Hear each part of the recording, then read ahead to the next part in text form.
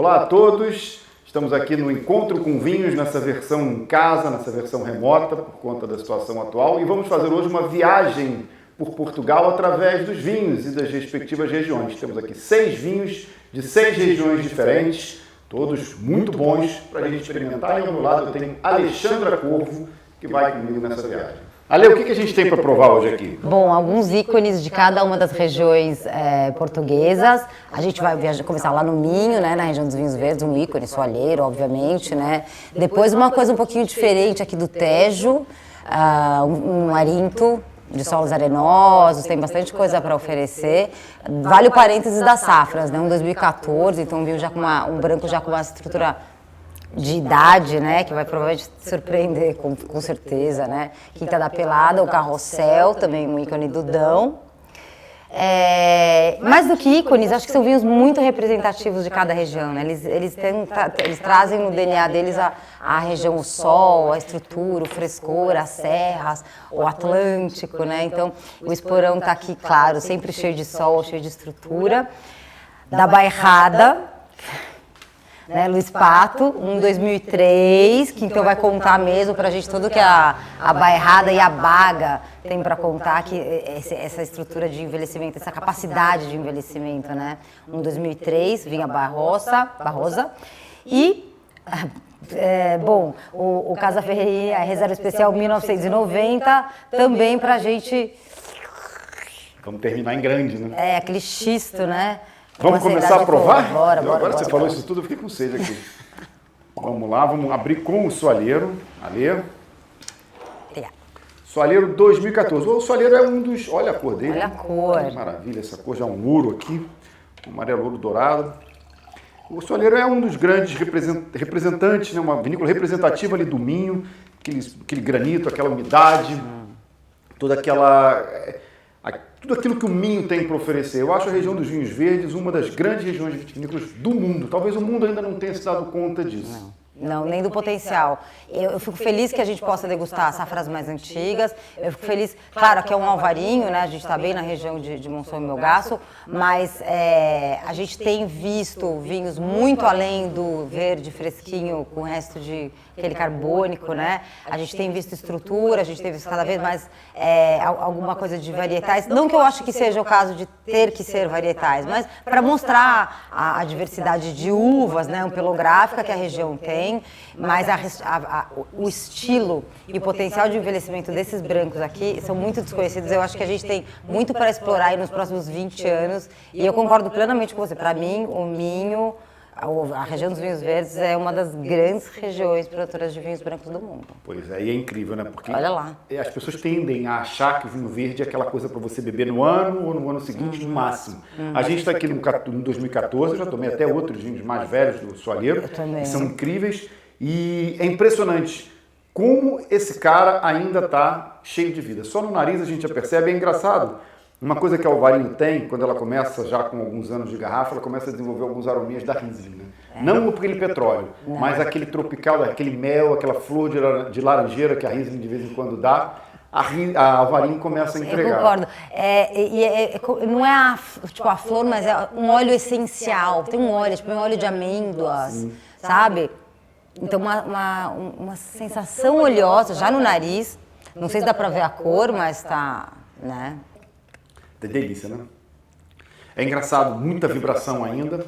E esse vinho passa em madeira, tá? Ou seja, a madeira aqui não sobrepassou. Nem percebi, mas na boca... Completamente integrado em volume. É aquele alvarinho que dá volume, que ganha volume com a passagem em madeira. Não prejudicou em nada a longevidade, a acidez continua toda aqui. Não, e eu tô com ele na boca. Quer dizer, já engoli faz um tempo e a persistência é absurda, né? E a acidez, quer dizer, a acidez indicando que isso daqui mais... Tá com 14, 6 anos, mais 5, 6...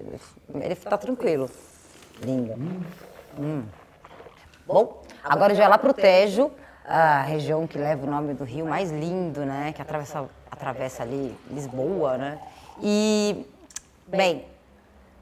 A gente está aqui, castarinto 100%, solos arenosos. Ele tem um pouquinho de madeira, ele tem carvalho francês, na verdade, 12 meses. Então, um vinho que vai carregar tanto essa acidez da arinta, essa eletricidade, quanto uma gordurinha. Vamos ver se é isso mesmo. Estamos falando de um 2018, Conde Vimioso. Alexandra, sabe que a Arinto é uma das uvas que eu mais gosto, uma das minhas castas preferidas. Eu adoro essa eletricidade, adoro, apesar dela não ser uma uva nem que dê tanto volume assim, aqui a madeira ajuda, mas também não é uma uva de muita dimensão ou de muitos aromas, ela sempre vai mais para o lado do cítrico, para o lado do limão e tudo mais. Mas essa eletricidade, essa vibração, esse nervo que a Arinto tem, além da capacidade de longevidade que a Arinto oferece aos vinhos, faz com que seja uma das uvas que eu mais gosto de provar. É verdade. Ela tem essa Arinto tem essa capacidade de dar essa acidez, dá um brilhinho, né? Então você coloca Arinto, toda vez que a gente coloca um pouquinho, mesmo no corte, pura já ela é assim, mas no corte ela dá aquela luzinha, já uma purpurina, né? As regiões quentes ela é sensacional, né? Porque ela presta acidez que muitas vezes não tem. E ela se adapta bem, né? Ou seja, você pode plantar ela perto do mar, pode plantar ela mais em climas mais continentais, em regiões mais planas. Mais altas, ou seja, a Arinto tem essa versatilidade toda também. Né? Na região dos Vives ela é conhecida como Pedernã também, né? Tem essa curiosidade, Pedernã. Ela agora tem toda Portugal, Douro, espalhou. Arinto? No Dão é que ainda não tem tanto assim, mas Alentejo virou uma das grandes uvas principais, enfim. Talvez por ser uma região tão fria, o Dão já tem muita acidez, é fria, fica um negócio totalmente... dá um choque na sua maxilar, né, quando você toma. E aqui a gente... arenoso, né? Ele é praieiro, né? Ele tem maresia. E é engraçado, a madeira aqui nesse caso, ela acaba dando uma profundidade e uma dimensão que normalmente a Arinto não consegue. A Arinto normalmente tem aquela entrada mais aguda, aquela entrada mais... para mim, o termo melhor para definir isso é o sharp. E aqui a madeira acaba dando uma arredondada, né? Então você tem uma profundidade, uma dimensão que normalmente você não tem na Arinto. Sem perder esse nervo, essa vibração. Cremoso, amendoado. Muito. Que interessante. Eu gosto de umas coisas muito legais no Tejo. Isso é um produtor de referência, né? O Tejo é uma região onde a gente tem, apesar de parecer nova, temos alguns produtores muito antigos e de referência, bem de Portugal, o Conde Vimioso é um desses. Vale o parênteses que a gente tinha muita garrafa velha em casa, que era a Extremadura. Sim. Que virou Ribatejo. E aí agora é Tejo. A gente que dá aula tem que ficar mudando o mapa toda hora para os nomes das regiões. Tejo, claro. Botando o nome do rio é muito mais bonito que Ribatejo. Ribatejo, e se a gente está falando de exportação, se a gente está falando, vamos comunicar as coisas de Portugal com o mundo, você ter nomes curtos ajuda bastante, porque os nomes portugueses já são... Né, imagina um americano, que é um mercado importante, um japonês... Sem dúvida, sem dúvida. E além do que você associa ao Rio, né? Claro. Você associa ao Rio que é mundialmente conhecido. De inspiração de Fernando Pessoa, enfim. E é você acha que que Fernando Pessoa ia gostar desse vinho aqui? Acho que sim. Ele tinha bom gosto. Eu acredito que sim. Eu acho que ele devia ser um... Eu acho que o Fernando Pessoa era um cara que tomava vinhos típicos do Dão. E a gente está só na segunda taça. Mas a gente vai pro Dão daqui a pouquinho, né? Já é o próximo, né? Nos despedimos dos brancos com essa beleza aqui e vamos agora começar a nossa viagem através dos tintos. Boa. A gente agora vai pro Dão, Ale, e a gente aqui tem um vinho, eu sou particularmente apaixonado por esse produtor, que é o Álvaro Castro, da Quinta da Pelada, e a gente tem aqui o Carrossel, onde ele pega uvas de todas as vinhas que ele tem ali na propriedade. Ele está bem ao pé da Serra da Estrela, lá em Pinhanços. Uma zona fantástica, cheia de florestas, ou seja, tem toda aquela complexidade que a floresta agrega, solo granítico, aquele clima do Dão, bem fresco. É uma das minhas regiões preferidas. Uma vez me perguntaram se eu tivesse que fazer vinho em um lugar do mundo, onde eu escolheria. Eu pensei na Borgonha, pensei no Piemonte, mas eu falei assim, quer saber? Eu faria no Dão. Tem tudo que eu quero. Floresta, granito, frio. Esse aqui, Carrossel Quinta da Pelada 2015. Vamos provar? E sem falar que o Álvaro ali é uma figura única, o produtor. É um sujeito que começou a carreira bebê ainda sendo Bebê Johnson. Sabe aquela espécie de Bebê Johnson? Foi garoto propaganda de uma marca de fraldas ou coisa do gênero. Ganhou concurso de beleza quando tinha 2 anos de idade. Uma coisa assim. Aí ele veio para o Brasil depois, já adolescente, quase adulto, passou uma temporada no Brasil, até que o pai dele chamou ele para lá para o Dão e falou assim, bonitão, você que não está fazendo nada da tua vida aí, passou, sabe lá Deus como, se formou em engenharia, mas agora é o momento. Se você quiser pegar isso aqui, pegar a quinta que a gente tem e tocar para frente, pronto, é sua. Se você não quiser, eu vou vender isso aqui. Ele, para nossa sorte, começou mesmo a se interessar por isso, começou a fazer vinhos, foi afinando ao longo do tempo o pensamento dele para entender que os vinhos que ele queria fazer eram justamente os vinhos que ele bebia antigamente no Dão, vinhos da própria região dele. E hoje ele tem uma produção pequena, onde ele lança os vinhos com um pouco mais de tempo. É uma coisa que ele tem procurado fazer, ou seja, você vê, acabou de lançar o 2015. E afinou, os vinhos estão cada vez mais precisos, sempre muito frescos, sempre muito elegantes, que é a característica dele. Eu lembro que uma vez no Jornal do Brasil, quando ele já tinha uma coluna e fui escrever sobre o Dão, ele estava aqui, foi quando eu o conheci pessoalmente, eu falei que ele era o Aubert de Villaine do Dão. Para quem não sabe, o Aubert de Villaine é quem faz o Romanée Conti. Esse é o Álvaro de Castro. Moral, hein? Aí sim. Agora fiquei curiosa. Eu não conheço esse vinho. Ah, que bonito. Bem Dão, né? Bem Dão. Sempre vale lembrar que o Dão, ele forma um anfiteatro de serras. Então fecha assim, e só que o biquinho desse anfiteatro, digamos, se fosse uma ferradura, a parte aberta tá virada para o Atlântico. Então você tem esse vento que entra e vai ficando lá. Então isso dá característica, essa acidez, essa precisão, essa coisa do Dão, que é tão diferente do Douro. O Douro é o contrário, ele é virado para o continente, é só sol, puro sol, xisto. Aqui a gente tem um solo frio, granito, que dá acidez, que mantém frescor, frio, vento atlântico, uma certa umidade. Então isso constrói o estilo do vinho, independente das castas que você utiliza. Um Dão vai ser sempre um Dão. Ele é o Dão aqui, né? Você sabe que tem uma discussão grande ali, eu não consigo entender como o Dão não tem internacionalmente o status que tem, por exemplo, a Borgonha e o Piemonte. Para mim são regiões, embora os vinhos sejam muito diferentes entre eles, cada um com as suas particularidades, Sim. Mas eu acho que eu consigo traçar tranquilamente uma linha conectando essas três regiões, seja na tipicidade, seja na elegância, seja na longevidade, seja na profundidade que os vinhos têm, cada um com o seu estilo. Os vinhos do Dão têm muita profundidade e eu não consigo entender por que o Dão não tem esse status. Eu tenho minha teoria sobre Portugal. Eu posso falar porque eu sou portuguesa, então eu posso falar o que eu quiser. E a minha avó é do Dão, então eu sou, meu genro é do Dão, da Serra da Estrela, de Girabolhos, então tá lá no meu DNA. Bem, não importa nada disso, importa que o português é muito tímido. O português, ele não fala, ele não fica, não, porque ele tem orgulho, só que o que ele faz? O que ele faz com o orgulho que ele tem? Ele consome o orgulho, ele toma os vinhos dele, ele come, sem deixar, ele faz as coisas que ele tem que fazer. Outros países comunicam, falam, expõem, eu sou melhor, não sei o quê, formas de comunicar. O português, ele tá lá. Então, quando a gente teve os Douro Boys, por que eles se ficaram tão... Porque eles souberam se comunicar de uma maneira mais outgoing, né? Mais extrovertida, que não é uma característica portuguesa. Sai muito da caixinha. Então, o Dão é a mais tímida. Na minha opinião, isso é bem pessoal da minha experiência, tá? De todas, né? Eles estão fechados, eles estão ali naquelas serras. Eles têm as coisas deles, têm o jeito deles, né? O Douro ainda tem sol, o Minho ainda tá no Atlântico, o Tejo tem Lisboa ali perto, Extremadura, o próprio Alentejo é o Alentejo, tem a comida também, né? Então, essa é a minha teoria, o português sempre... E agora ele está aprendendo a comunicar, a falar, né? Mas ainda é tímido, né? Somos nós dois brasileiros aqui falando, ver se a gente coloca... Até porque timidez não é exatamente uma característica nossa, então desse ponto a gente pode falar. Mas é isso, e carrega realmente, além do estilo do produtor, que busca isso, tudo que você já incrementou, expressar o Dão, né? Que é importante, eu acredito que seja importante o lugar.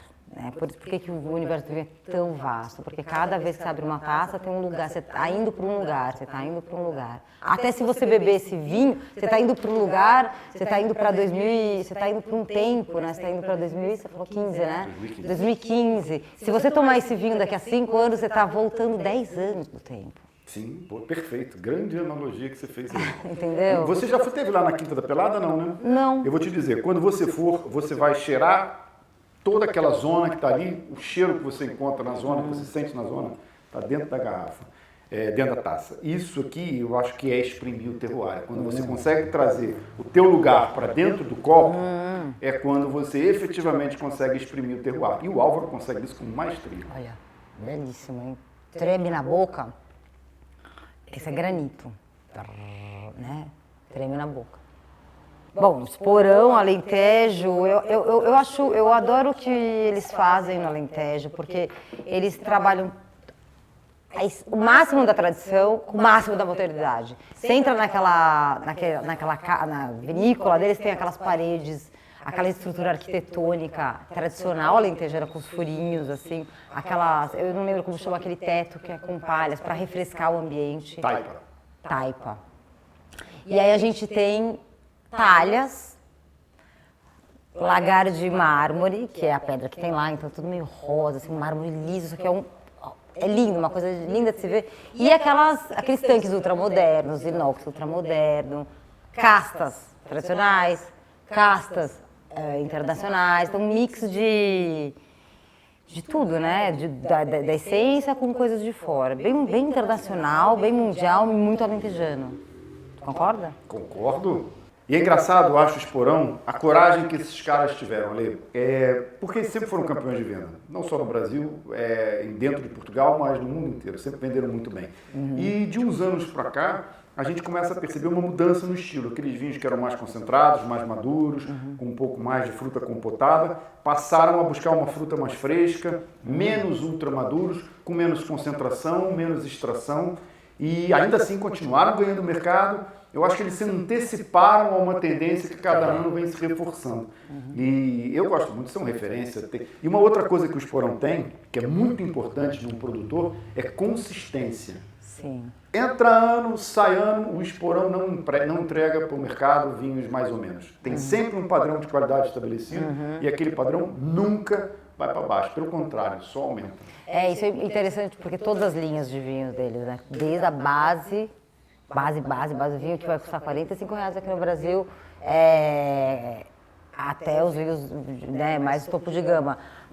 E é isso que é importante, isso é uma coisa que eu gosto muito em qualquer produtor que consiga fazer isso. Você vai oferecer um vinho que custe €3, que custe R$50 aqui no Brasil, você entrega um vinho de R$50, né? Não precisa entregar nem mais, nem menos, só pôr mais madeira para ele parecer mais. Não, ele vale aquilo, R$40. Né? Quando é 200, que vale R$200, né? Não vice-versa, porque tem muito vinho superestimado, né? O vinho subestimado. E eu acho que o Esporão trabalha... Aliás, qualquer grande produtor, né? A longo prazo é isso que vai contar, né? Consistência. Exatamente. Aqui a gente tem um vinho claro, reguengos, ou seja, por mais que você trabalhe para fazer os seus vinhos um pouco mais elegantes, você está num lugar onde é puro sol. Um lugar com solo muito pobre, onde você tem muito calor, efetivamente. Assim. Isso é o segredo. Eles conseguem, mesmo dentro dessa potência, mesmo dessa força, dessa musculatura que tem aqui dentro, conseguem acidez. Então não é um vinho chato, não é um vinho pesado. Exato, tecla SAP, tá? Porque o que ele está falando é que é uma região, Reguengos é uma região muito quente, então tem muito sol. Então fica aquela uva cheia, não é que o vinho vai ficar doce, não é isso, mas é uma uva cheia de açúcar que vai virar álcool, com aquele monte de geleia. Então, se o produtor não for cuidadoso, ele não chega nesse resultado aqui, que é, você põe na boca, tem a fruta, tem o álcool, tem, mas tem acidez. Então tem equilíbrio, tem essa gangorra, né? O álcool está aqui, a acidez está aqui, está tudo aqui, o tanino está integrado, muita matéria aromática. Então, a gente está no Alentejo? Tá, definitivamente é o vinho típico do Alentejo, só que num nível de elegância muito elaborado, né? É engraçado, você falou do álcool, esse cara aqui tem 14,5 de álcool. Não parece, você provando o vinho, não existe nenhum ponto de desequilíbrio aqui no álcool. E então tá tudo muito bem integrado aqui, né? O tanino, também tem bastante tanino aqui, mas tudo muito equilibrado. E detalhe, um vinho de 2012 com uma capacidade de guarda bem grande, né? Esse cara pode deixar esquecido na adega que ele vai longe. Então aqui a tendência vai ser ficar mais perfumado, vai ficar mais etéreo, a acidez vai aparecer mais ainda, no bom sentido, quer dizer, vai ficar mais fresco, mais pra comida, porque agora você bebe ele assim, né? Conforme ele vai ficando um pouquinho mais velho, vai ficando mais magrinho, a acidez vai aparecendo e aqueles temperos vão aparecendo, né? Vai desenvolvendo o terciário dele, né? Terciário. E outra coisa, vale a pena só antes da gente trocar de vinho e registrar, o Esporão é um pioneiro, é um das vinícolas mais engajadas no Alentejo. O Alentejo tem um programa de sustentabilidade, a própria CVR. Verdade. E o Esporão é um dos artífices, um dos principais incentivadores desse programa de sustentabilidade. Eles lá já, desde antes do programa existir, já implementaram diversas práticas, estão passando para biodinâmica ou para agricultura biológica, uma série de coisas, enfim. É um ponto muito importante para o Esporão. Eu acho, não sei se você concorda, Ali, que essa preocupação com a sustentabilidade, com a biodinâmica, acaba refletindo também um pouco no estilo dos vinhos, trazendo um pouco mais de elegância, buscando vinhos com um pouco menos de intervenção, menos mexidos e mais representativos. Claro, quando você mexe na agricultura, na viticultura, você vai querer expressar ela, você está mexendo, você está trabalhando uma fruta, você está trabalhando o primor, você está trabalhando o máximo da matéria-prima. Para que você vai esconder a matéria-prima? Você acabou de trabalhar ela no vinhedo, você quer que ela fique exposta na taça. Você vai usar menos barrica, menos oxigênio, né? Menos aquela coisa do vinho ficar muito tempo em barrica, ficar muito tempo na própria talha, ficar muito tempo em contato com... Não, eu quero preservar essa fruta que eu trabalhei tanto lá no vinhedo, eu quero expor ela, eu quero que ela fique bem visível, né? E a gente vê realmente esse trabalho aqui. Isso que você falou de quem está se preocupando com a agricultura, né, com a qualidade da agricultura, é quem é vanguardista, quem tem pensamento vanguardista, quem vai para frente, não está olhando para trás, para a tradição, está falando, não, o que tem de melhor para eu fazer. Ali, para apresentar esse vinho, acho que eu vou ter que fazer uma coisa aqui. Não tem como não fazer isso para apresentar o Luiz Pato, que eu sei que você conhece muito bem também. Muito. A gente adora a Bairrada, né? Eu acho que todo mundo que gosta de vinho, que já tem uma litragem, adora a Bairrada. É uma região impressionante, assim, a unanimidade que tem entre os bebedores de vinho. Como todo mundo gosta da Bairrada, como todo mundo gosta da maluquice que é a Baga, mas nem sempre foi assim. É uma região que teve uma retomada, uma renovada e muito... isso se deve ao trabalho do Luiz Pato, que é uma lenda, é um sujeito... É engraçado que é uma lenda viva ainda, né? Ele está aí, a gente pode beber com ele, pode botar a língua para fora com ele e tudo mais, mas é um cara que tem o nome na história gravado, né? Você gosta do Luiz Pato? Que eu sei que você conhece bem. O Luiz Pato, como não gostar do Luiz Pato, né? Uma personalidade forte, temos diferenças, mas... O trabalho que ele fez pela Bairrada, o trabalho que ele faz pelo vinho, a forma de comunicação dele é só ponto positivo. Então, eu acho que ele... E não só o vinho da Bairrada, Portugal, né? O vinho português, de maneira geral, o que é qualidade, determinar a qualidade, trabalhar pela qualidade, não se deixar levar pelo que está todo mundo fazendo. É isso que faz do Luiz Pato um ícone. Não tem como falar de Bairrada e não falar de Luiz Pato, não existe. A gente aqui está com o Vinha Barossa, Vinha Velha, 2003. E, Ale, não sei se toda a gente sabe, mas 2003 foi aquele ano que a Europa cozinhou, né? Aquela onda de calor impressionante, incrível. Não foi todo lugar que conseguiu fazer vinho bom ou que durasse. Muitas vezes, por conta da baixa da acidez que a gente teve por causa do calor, os vinhos não duraram. A Bairrada conseguiu fazer grandes vinhos. A gente até sente no perfil aromático dele uma fruta mais madura que normalmente a Bairrada entrega. E eu acho que isso tem muito a ver com o ano. Mas o vinho está inteiraço aqui, cheio de acidez, cheio de violência, vamos dizer assim, aquela coisa, aquela carga tânica da baga, aquela acidez elétrica da baga, tudo isso está aqui. E a carne, é bom. Ele falou que quem gosta de vinho, mas a Bairrada, ela necessita um estudo no sentido assim, você tem que entender onde você está. Você tem que conhecer a baga no sentido de você tem que entender que a baga é do jeito dela, ela é do jeito dela. Então, assim, você não beberica necessariamente um vinho com majoritariamente baga, que é, inclusive, a legislação lá na Bairrada. Então, tem que saber disso, tem que saber que você vai precisar comer, tem que trazer o leitão, tem que pôr uma feijoada, né? Porque eu preciso de gordura, eu preciso de notas tostadas, porque é tudo que a gente tem aqui. E não é só porque esse vinho, o vinho da Bairrada tem essas características do tanino, não é um vinho que é frutadinho, né? Que você vai ter frutas e na verdade flor até tem, mas não é um vinho que vai te entregar facilmente, ele vai pedir sua atenção, sim. É isso mesmo, perfeito. Agora, uma coisa que eu adoro na baga é não dar vinhos de volume, que aquela boca enche. É uma carga tânica incrível, suportada por uma acidez. Uma acidez. O vinho da Bairrada é quase crunchy. Eu adoro esses caras. E realmente, o que você tocou. Para gastronomia. Para comer.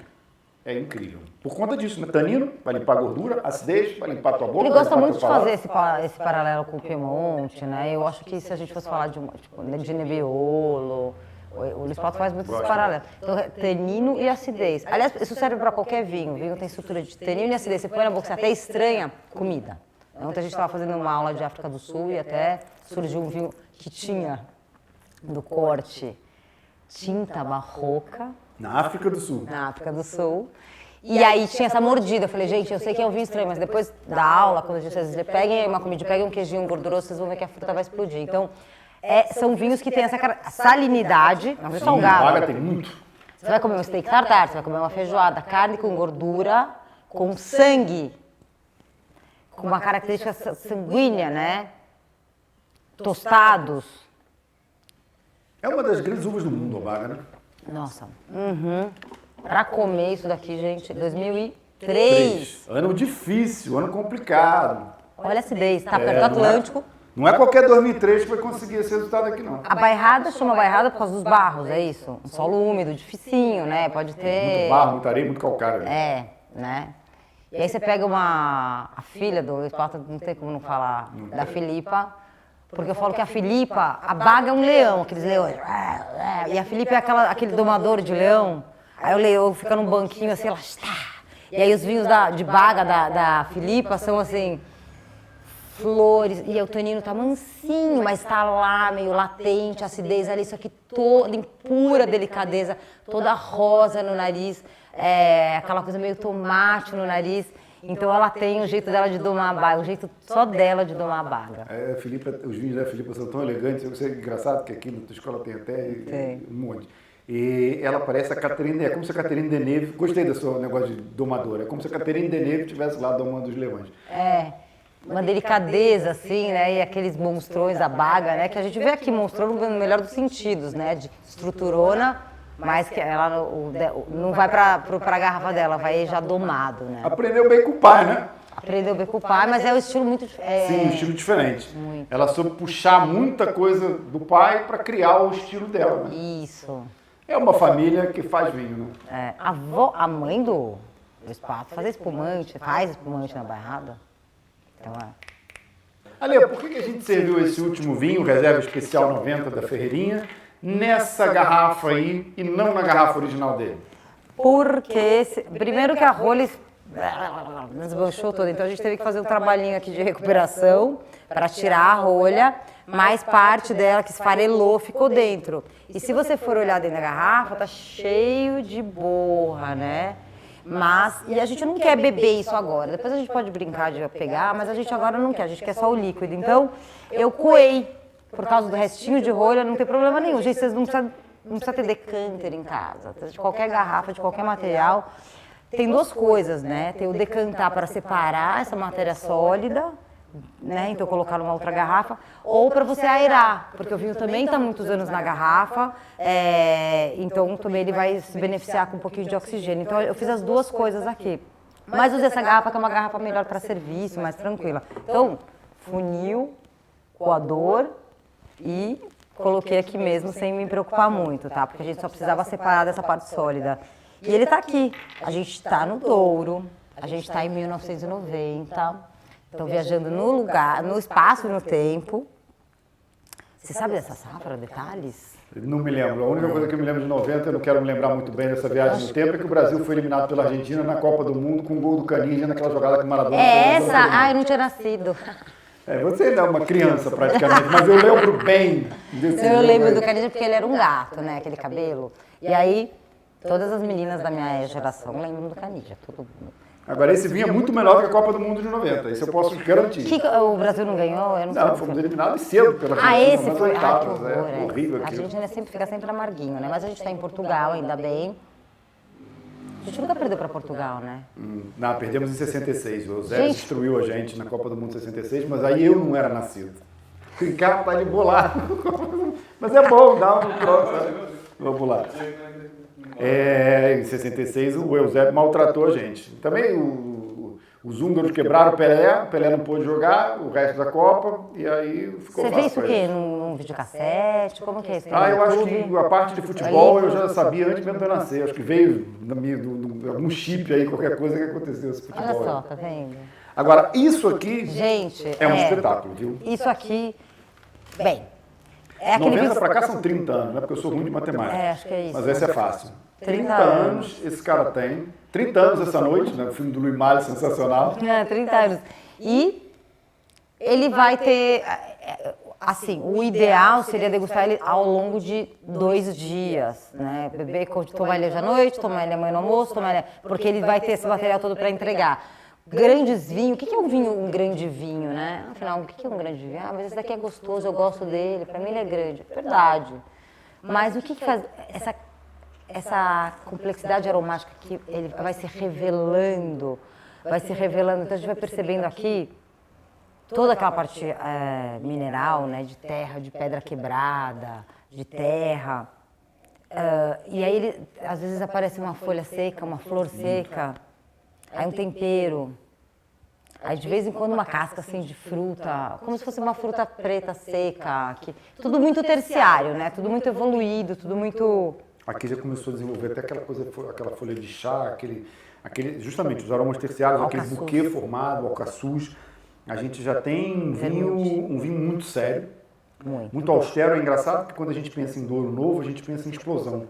Aqui, como ele já acalmou, vamos dizer assim, ele já não é mais um jovem rebelde que desafia os pais e tudo, ele já está naquele momento de austeridade, já é um adulto, já é um senhor que já tem uma certa complexidade, e acalmou, amadureceu. Com toda essa matéria que ele tinha na juventude, então ele soube usar, ele é um vinho sábio. Ele consegue dizer, tudo que ele absorveu da vida, ele entrega na taça. Então ele te dá toda essa história, ele não é arrogante, não é um vinho que vai nem impetuoso. Então você fica com ele, é aquele tiozinho, gente fina, que ele é ao mesmo tempo velhinho, mas consegue conversar com você, ele não fica, por que não... Não, então ele vai entregando. Sim, uma vez, ele vai contando história, É isso que a gente... Quando as pessoas falam, degustação, acham que é uma coisa de fresco, não é. Quando vocês aprendem a degustar, é essencial que a gente entenda a degustação, porque você consegue ler o que o vinho, ler as histórias que o vinho está te contando aqui na taça. Se você tiver um ouvido bom ou estiver disposto a ouvir, ele te conta muita história. Você falou, isso aí é sensacional, porque isso aqui tem muita história, tem muito assunto. Canela. E é como aquele cara mais experiente, cheio de história para contar, que se a gente não tiver paciência, a gente passa batido. Se a gente sentar e ouvir o que ele tem para dizer... Nossa Senhora, engraçado, você falou daquele tiozinho que conseguiu ser moderno. Quando você falou isso, me veio na hora como um estalo, esse vinho aqui é o Eric Clapton. Se eu tivesse que botar uma pessoa aqui, esse cara aqui é o Eric Clapton. Eu estava procurando alguém assim, né? Com quem eu sentaria e conversaria? Porque, imagina, o Eric Clapton, na verdade, ele é o cara que fez tudo, experimentou tudo, chegou e agora já está maduro e vai sentar com você, ele vai te contar tudo aquilo que ele fez. E é um pouco aqui, né? Não é um tiozinho advogado, médico, arquiteto, assim, nada contra, mas é um engenheiro, né? Mas que tem uma vida mais linear, um cara que fez muita coisa. E essa taça tá contando, não é exagero, não. Todas as loucurinhas que a Casa Ferreirinha fez nos anos 90 estão aqui nessa taça, sendo reveladas para nós. Uma coisa que é engraçada, a gente pensa em 30 anos do Douro, que é xisto, que aí é o contrário do granito, né? O xisto é um solo quente, que absorve, reflete calor e tudo isso. E a acidez que esse cara tem ainda, depois de 30 anos, é pra gente parar e pensar, a gente saliva. Eu tô falando contigo aqui, a boca tá cheia d'água, cheia de salivação. O xisto tem essa capacidade de manter acidez, mesmo numa região quente, num ano quente. Alê, não consigo imaginar um final melhor do que a gente brindar com esse vinho. Você acha que esse vinho aqui, esse 90, lindo do jeito que ele tá, ele deveria ter sido um Barca Velha se eles pudessem olhar para trás e falar assim, será que isso vai ser um Barca Velha ou não? E decidiram engarrafar como reserva especial. Você acha que olhando para trás eles pudessem voltar no tempo e falar, isso se calhar merecia ser Barca Velha? Você acha? Acho que sim. Eu acho que sim. Mas que bom que não, porque provavelmente fica mais barato no mercado, né? Isso sim, se a gente conseguir encontrar. É verdade. 1990, belo vinho. Nossa, monstrão. Esse foi o Encontro com Vinhos em Casa, com Alexandra Corvo, ou seja, um encontro com vinhos mais do que especial. Alê? Saúde. Saúde.